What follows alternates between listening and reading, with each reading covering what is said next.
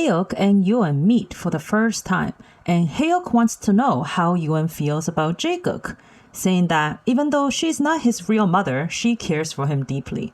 Yoon expresses that she loves him, and the fact that he is Soo-won's brother does not change how she feels. Hae-ok replies that if Yoon can prove the sincerity of her love for Jae-gook, then she will support their relationship. After that, Yoon visits her mother, who's going on about wanting to divorce her father so that she can live freely. Yoon listens on without any reactions until her mother rags her to hurry up and get married so that she can divorce, to which Yoon just says that, well, she's seeing someone. Yoon visits Sono's storefront in the hills. While she's there, customers complain because of their limited ranges of sizes. The manager complains that this problem makes their inventory slow moving, and she's considering taking up an offer from Hills to manage one of the new imported brands. Yoon reports these issues to Kwak, who is unwilling to spare the money needed to arrange for new patterns and different factories. Yoo-jung has a nervous breakdown after passing by Yoon in the department store. She has a flashback to the night of Soo-won's death when she pleaded with him to stay with her even when he said that he didn't love her. He drove off after his phone rang with an incoming call from Yoon, which is why Yoo-jung now blames Yoon for his death. Yoon and Jae-gook ran into one of Soo-won's old friends after a movie. Yoon says that at the mention of Soo-won's name, her fighting spirit is left diminished. Jae-gook, still optimistic, asks to meet her mother. At Vision PR, Chi-Sook and Do-Hoon enters into a fake dating contract that will last until the end of their Paris trip. The pair is interrupted by Soo-ho handing in his resignation letter so that he can care for Mi-Sook. Upon hearing the news for the first time, Chi-Sook is overwhelmed with grief and confronts Yoon for leaving her out of the situation concerning Mi-Sook. She tells Yoon to convince Mi-Sook to receive treatment while she arranges for the best hospital and doctors.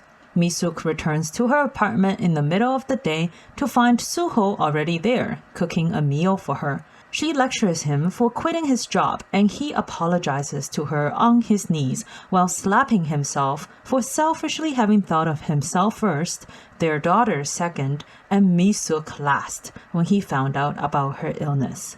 Meanwhile, Min-kyung is distraught by Soo-ho's sudden resignation and tries but fails to reach him by text.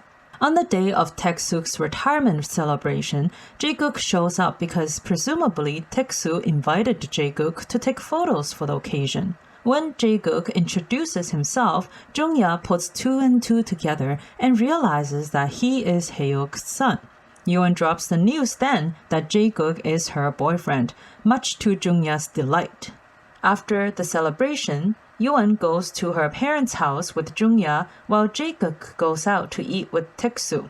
They separately reveal that Jae-gook is Soo-won's brother. Both of her parents then condemn their relationship, calling it abnormal that she's dating the little brother of her dead ex-lover. Min-kyung, annoyed that Soo-ho hasn't answered her texts since his resignation, comes to his apartment. He sneaks into the hallway to try and make her leave, but Mi-Sook notices them. Min-kyung claims that Do-Hoon sent her to get a handover from Soo-ho for his work, and Mi-Sook invites her inside. Mi-Sook makes an excuse to go to the dry cleaners in order to give them privacy. At Sono the next day, Yoon and the team continues to push for updated sizes. Kwak-soo opposes them until Yoon threatens to go over his head, to which he begrudgingly signs the approval forms. Jae-gook went for a meal at his mother's house and explained how he liked the intimacy of photographing people at the retirement celebration, something that he lacked as an illegitimate child. Hae-ok asks if he plans to marry Yoon, and he answers that he is willing if she is.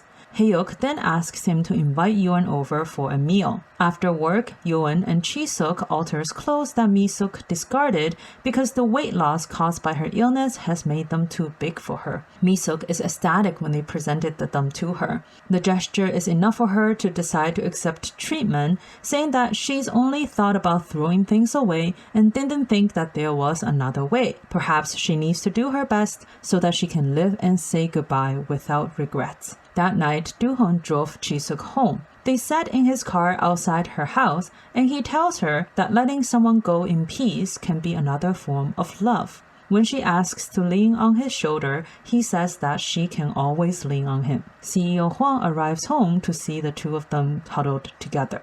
The next day, Do-Hoon makes a big show to come visit Chi-Sook at her workplace as per contract agreement. CEO Hwang corners Do-Hoon and literally interviews him with a resume in hand, as well as interrogates him on the legitimacy of their relationship. Do-Hoon is not a very good liar and pretty immediately surrenders the truth of the short-term contract, clarifying though that his feelings for Chi-Sook is 100% sincere, but she already rejected him.